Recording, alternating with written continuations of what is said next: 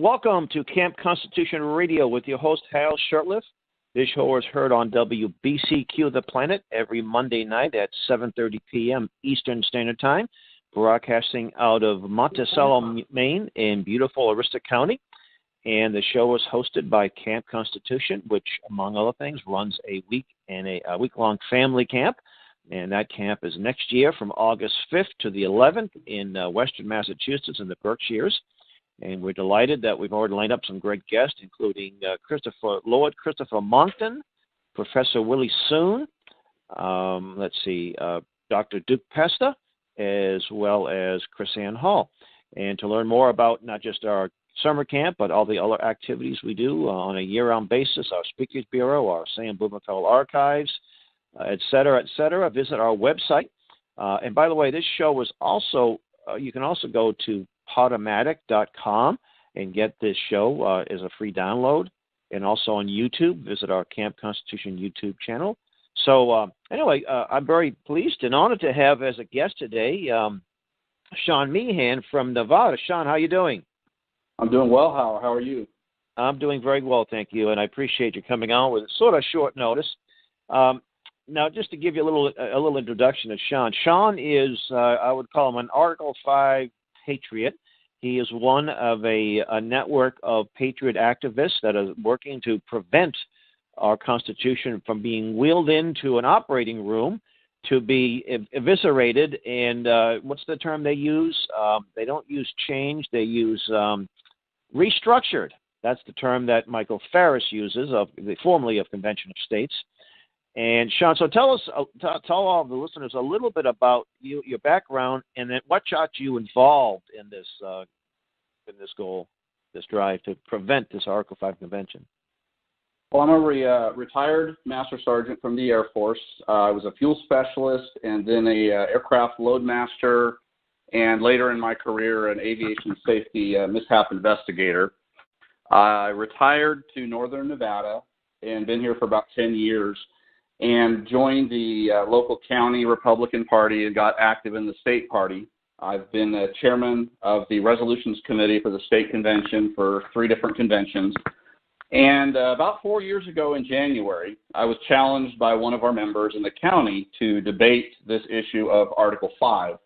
And I knew nothing about it. I initially looked into the Convention of States, and initially it seemed like a very interesting topic, something that could actually work. Then a friend of mine who I trust said, you need to look at both sides of this. And so I started really digging and found out just how terrible it was.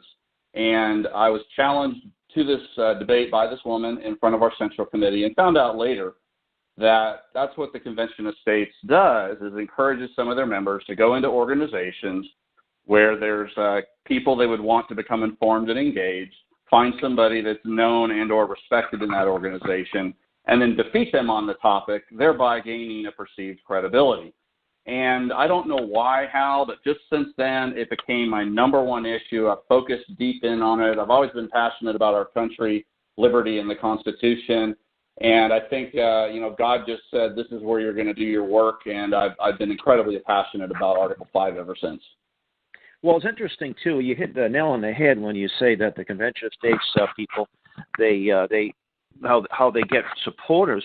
And it's my opinion that most of the people that support this aren't, I wouldn't call them evil or subversive.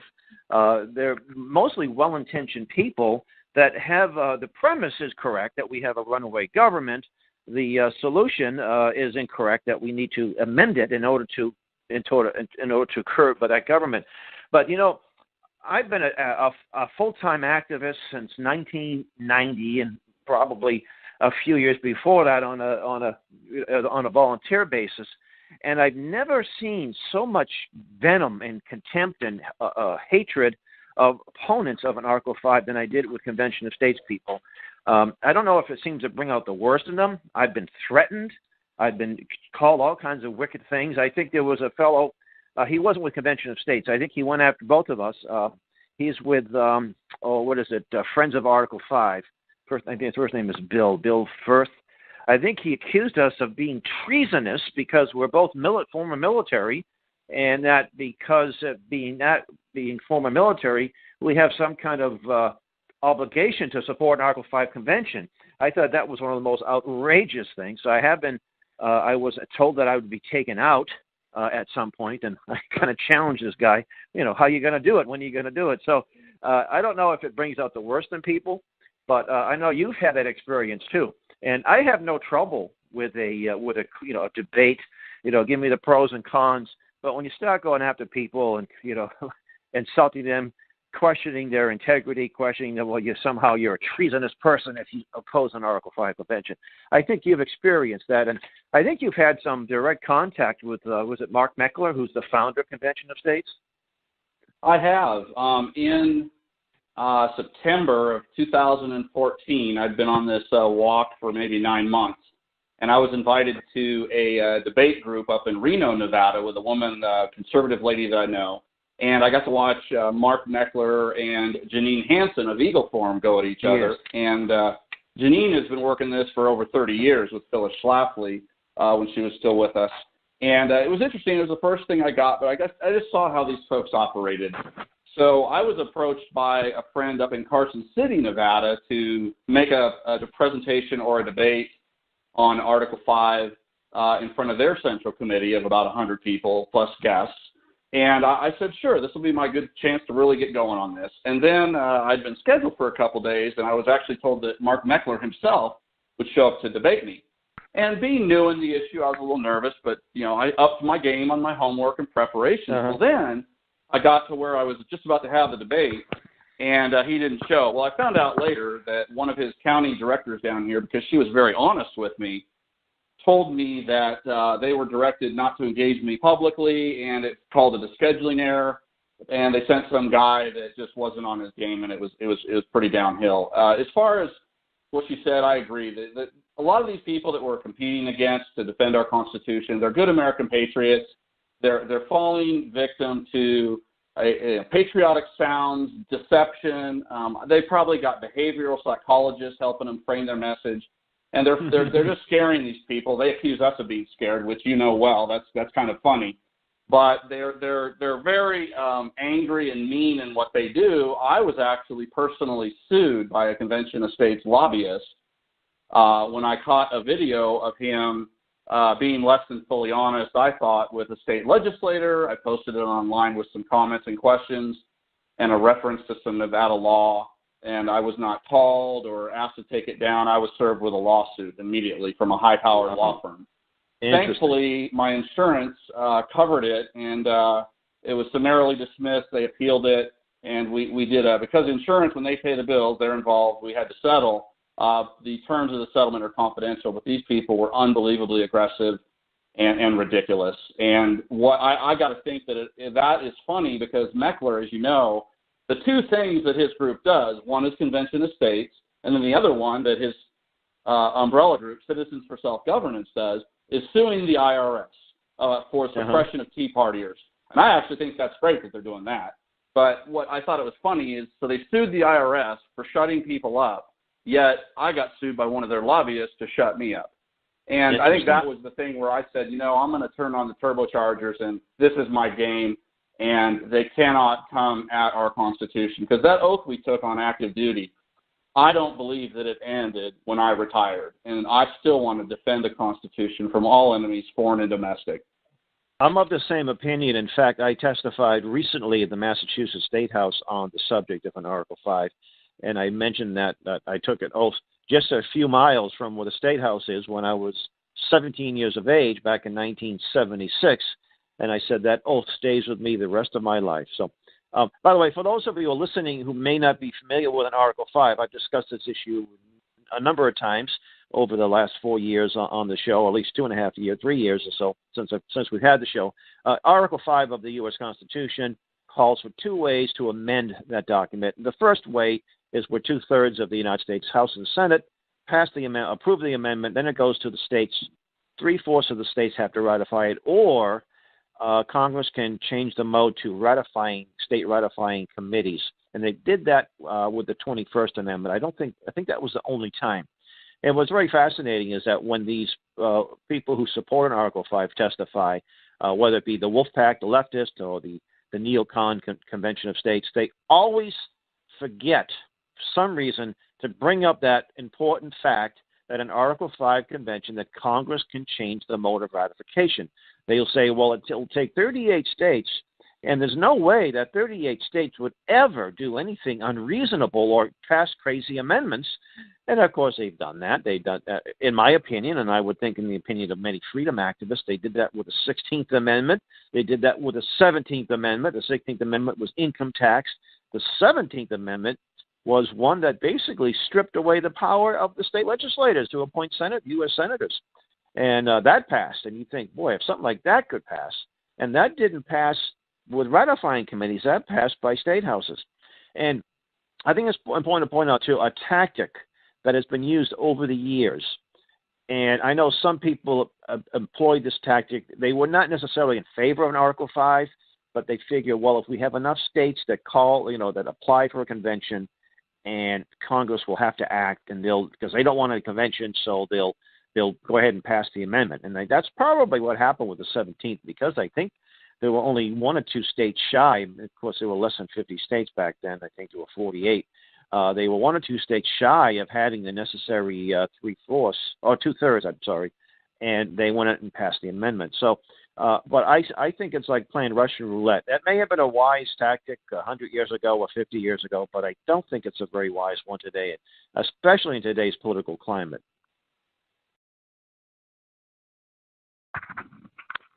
So, anyway, so Shawn, you had some success in Nevada recently.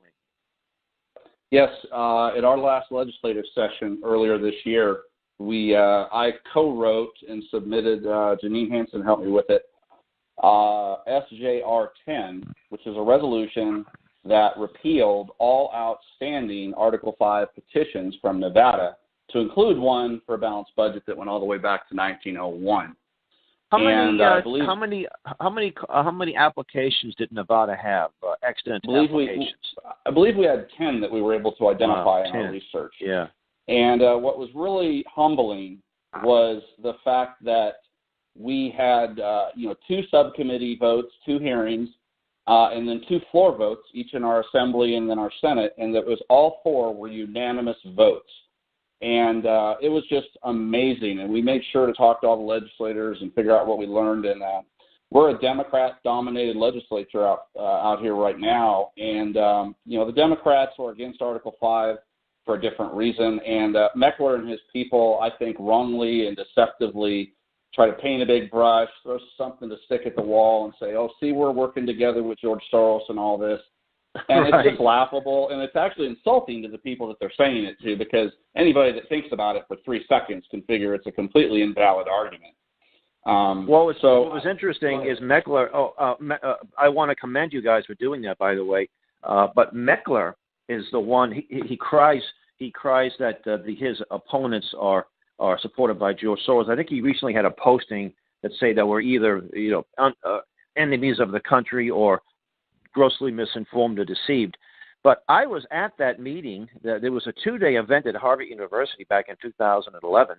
It was in September. It was called a Conference on the Constitutional Convention. That's right. They used the term Constitutional Convention. And Mark Meckler, who really came on the scene just a few years before that, it's almost like Eisenhower from a lieutenant colonel to a 4-star general in a couple of years. So Meckler was really in the middle of nowhere, not really actively involved. He got himself involved in his National Tea Party group. Next thing you know, he's a go-to guy for the media.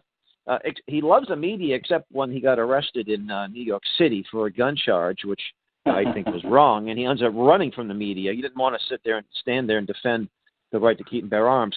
But that particular event at Harvard was co-sponsored by Larry Lessig, a man of the far left, a man who enjoys mocking Christianity, as he did in front of a group showing a video of a man who was supposed to be Jesus that got hit by a bus, and he thought that was pretty funny. He was a former advisor to Obama, and one of the other people at this event was a man named Cenk Uygur. And Cenk, I didn't know who he was when I went to this event in 2011, but and we weren't. I got media credential actually the second day. I wasn't there the first day. A former colleague of mine was there the first day, and I got his credentials. We weren't allowed to videotape inside or even do any interviews of any sort, audio or video, inside. On the outside of the steps, there was Larry Lessig, whom I recognized, and he was being interviewed by Cenk Uygur of Young Turks. And I actually caught them on this little video where Cenk was saying that the first convention back in 1787 under the Articles of Confederation, he said, was a runaway, and let's hope for more see what we got. We got a great thing, and now we want to have another runaway. And Lessig laughed. He said, yes, let's hope for another runaway convention. And they thought it was pretty funny. And Meanwhile, when they testify, and by the way, you can actually find Cenk Uygur's video on the Young Turks. I hate to give, hey, go to the Young Turks and find it. I don't know if it's still up there, but it was up there the last time I checked. It might have been a year ago.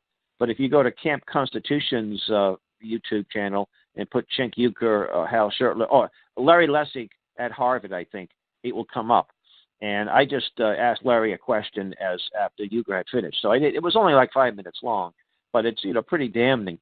And when one of the attorneys testified recently in Massachusetts in favor of their version of an Article 5, he poo-pooed the idea of a runaway convention. They said, hey, your founder, not only did he say it could happen, he wanted one, so it was kind of interesting how we can refute that. Let me ask you, what other states are you working in right now? Any besides Nevada? Have you been testifying anywhere else? I haven't actually testified in other states other than talking to legislators over the phone. I'm working right now with what our long-term strategy is going to be with our Guard the Constitution website and with lobbying organizations. We're trying to work with, your folks that are in our little network and find a way to fight these guys with good. Fortunately, we've got great information on our side. And we think that educating the people is very important, but what I've realized in my personal take on this is some of the folks that orbit in our anti-Article 5 group, as you know, informally, Hal, are awesome as far as the knowledge, the accuracy, the research, unbelievable. And they do a good job of getting that across. But what I've noticed in my interactions with the people on the street is a lot of it goes over their head. You got to break it down into a why. I mean, I could tell you what the Second Amendment says, and most of us are hard and fast on that. But there's actually a lot of people that aren't aware of why that is. They say, oh, it's for personal defense. Yeah, it's also to push back a tyrannical government. God forbid it ever happens. And or to deter them from ever becoming that tyrannical where they come after us. But I just think that that's the approach that's worked for me is kind of explaining it, walking people through it. And my bottom line argument, Hal, is that when a convention gets called, and nobody can dispute the rationale of this, is I've got Nick Dramius, I've got Ferris, and Nadelson all on the record saying that soon as a convention is called by Congress, there will be litigation. Well, as we know, that if there's something like this where states or the federal government is a party, you're required to have original jurisdiction in the Supreme Court. Now, many of us say the Supreme Court is one of the biggest problems where we don't follow our Constitution. That's right. So I ask people purely on a logical standpoint, and you don't need to be a student of Mason or Madison or anybody like that. I just ask you, if we agree that the Supreme Court is a huge problem, why in the name of God would you want to give the issue back to them to say, well, then we're going to define how a convention is going to go? And further, I've learned through our friend Publius and other people that this is what they call a non-justiciable question, where if the court does the right thing, they won't even get involved. And I would say that, call to your listeners' attention, that in Missouri, there's already been a lawsuit without a convention call from, resolution from that state, because their state laws say that even resolutions must be signed by their governor. But we know that Article 5 being supreme on the issue says no governor's signature is required. Right, so, exactly. They say there's an immediate problem. Why would you want to add 7 to 10 years of federal litigation that would get incredibly painful? Meanwhile, the country's still sliding over the cliff, and then at that point being laughed at around the world. We want to hold our Constitution up to the world as the light of liberty, that 5,000-year miracle that really worked, not throw it in the wood chipper as many people are pushing to do. That's correct. And there are people, I refer to them as neocons, and the term neoconservative doesn't mean they're conservatives. They tend to be big government Republicans. They sometimes agree on some of the issues, but overall, they like to see a all-powerful government just run more efficiently than the people on the left, and they work quite well together. And you saw an example of that with former President George W. Bush going after Trump. He never went after Obama, to my knowledge. It's interesting too. There's so many issues when it comes to Article 5. You brought up the Supreme Court. We also are told by Convention of States that Congress is the problem, and Congress would never limit itself. Congress will never do this or that. But under Article 1, Section 8, the very last clause, called the Necessary and Proper Clause, Congress believes that because they've tried to pass bills, they haven't passed them totally yet. There are no laws, but they are the opinion that they do have some say over an Article 5 convention. And who's to say that congressmen cannot be delegates to a convention? There's no rule against that. Now, the congressman can't be a member of the executive branch. That's in the Constitution. But definitely state legislators are routinely delegates to their state conventions. So you're saying, so here is the Supreme Court, part of the problem, will have a say, and Congress will have a big say on how a convention can be run. Yet they're part of the problem, as we're told. Absolutely. I'll get a couple quick things in here on that. It's also interesting that I believe it was Ferris testifying to a subcommittee in Arizona is on video saying he's not really worried about term limits on Congress. He wants term limits on the judiciary. And I say, wait a minute. The judiciary has no role in constitutional amendments. So if he sincerely wanted this, he could go to Congress with all their supporters they claim across the country. They could pass a constitutional amendment without opening us up to the Constitution Convention wood chipper, send it to the states for ratification, and I can't think of anybody out there that wouldn't want to limit the Supreme Court. Now, I personally don't feel term limits are necessary because judges are supposed to serve during times of good behavior. But if that's one they want to push for and not open up the trap door of a constitutional convention, I'd be fine with that. And I think that the listeners need to understand. Our friend Robert Brown up in Montana gives a great presentation called The Power of 500, and I've kind of modified that with the next step of what we're doing, is if you get 500 people in a congressional district to pressure the legislator, that congressman, they have proven that they can hold them accountable, make them vote more conservatively, and develop a two-way street, proactive, working relationship. Well, if you do the math, the number 435 congressional districts, and whatever the Puerto Rico and District of Columbia, how that works out, that's 217,500 people needed nationally without question to ensure adherence to the Constitution. They've recently claimed they have 3 million. Hal, I would submit to you they have absolutely no interest in obeying the Constitution. They are wholly focused, with over 10 times the people needed to comply with it, they're wholly focused on changing it. Well, this is interesting because a lot of these people that support Article 5, and you're right, I don't think they have 3 million. They may have had 3 million people visit their websites, especially they seem to have almost unlimited access to some of the neocon talk shows, radio and TV shows. I've never heard Mark Levin give 1 second of time to an opponent of Article 5, but boy, they're on all the time. Tom Colburn, and now you have Jim DeMint, and you had Meckler on there, and many. I think Farris was on there a few years ago, and some of the Hannity. He'll give time to the supporters, but not to the opponents. Thankfully, Alex Jones had Robert Brown on recently, and Robert gave it really wonderful. I think it was on for about 15 to 20 minutes. Actually, I had a friend chop that segment out of one of his videos, and we put it up on Camp Constitution's YouTube channel, so you can get get Robert Brown and Alex Jones discussing. And Alex Jones came out against it. So even though I'm not a complete Alex Jones fan, I'm glad that a lot of people listen to him. He's got a big viewership or listenership, and I'm glad that he came out against it.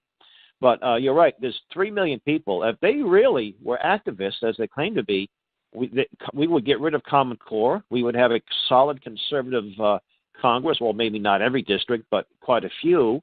And we would have congressmen on the Republican side that are constitutionalists. If they're really, but what they seem to do is they burn their bridges. They focus on one issue and one issue only. They don't see them dealing with Common Core. You don't see them about the illegal immigration issue, the sanctuary city issue, the repealing Obamacare, and all the other important issues. Their goal is to get a convention or bust. That's it. That's all they want. And they seem to have a lot of money. I think I used a ratio of 1,000 to 1. For every $1,000 they have, we spend $1. It may be more than 1,000 to 1, but by the God's grace, we've been able to hold them off. Yes, and I found some of their financial records, money trickling down from the Koch brothers, and it's on the order of a couple $1 million a year.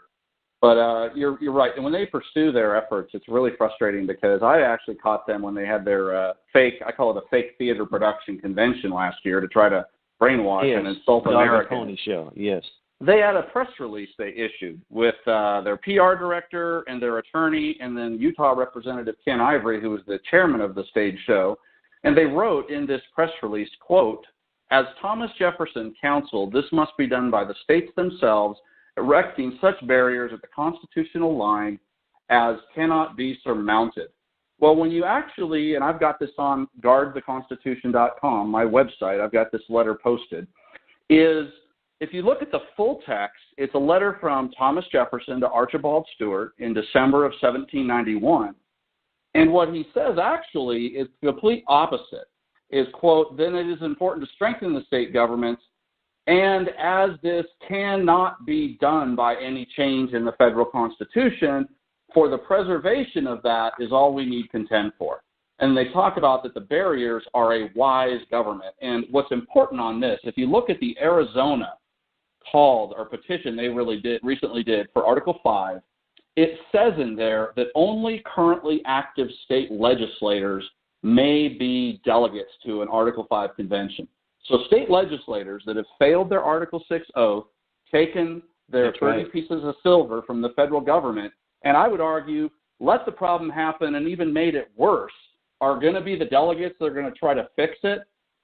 We have a problem here. I think that the founders are flipping over in their graves and are crying at what we've done to the gift of the Constitution they gave us. You bring up an interest. They seem to, like Farris will talk about Federalists, I think it's 40, where Madison says, yeah, we overstepped our bounds. I'm not quoting verbatim. And he'll say, Madison said the opposite. And I mean, okay, maybe I missed something. I read it. I said, I have a pretty good reading level since I was learned how to do it, read phonetically. I can't find that. So they're adding things into the argument. They're just making things up as they go along, I think. Yeah, they're really twisting quite a few things, and I find it interesting. One of their paid spokespersons, Senator Tom Coburn, and I should be clear, I haven't had the proof that he's paid. I'm going to assume he gets some sort of salary. But he's a convention of state spokesperson. He's perceived as a conservative, although if you look at his registration, his votes in the Congress, he was more conservative than some, but by no means a doctrinaire conservative. He actually wrote to Phyllis Schlafly and said, quote, "A person or organization that will engage in this kind of deceitful innuendo cannot be trusted to tell the truth on anything." And I sent a message to him and said, Senator, I absolutely agree with you on that point, and that's why we cannot let the Convention of States roll our Constitution into the operating room. That's right. And he also supported the Bush bailout. Hey, Shawn, we're out of time. This is the fastest 30 minutes in radio. So where can listeners learn more about your particular efforts? Yeah, give out your website again. They want to go to they want to go to Guard the Constitution, all one word, guardtheconstitution.com. And we're just getting it redone with some information and starting our next efforts. And we've got a contact form on there if they're interested. We're going to start collecting input from readers, good constitutional articles that are going to provoke thought. And we're going to create a national alert system that's going to make this finally do what's right, so nobody's going to ever think we need a convention. All right, Shawn, thank you so much. We'll be in touch. And, folks, you've been listening to Camp Constitution Radio with your host, Hal Shurtleff. And until next week, may God bless you.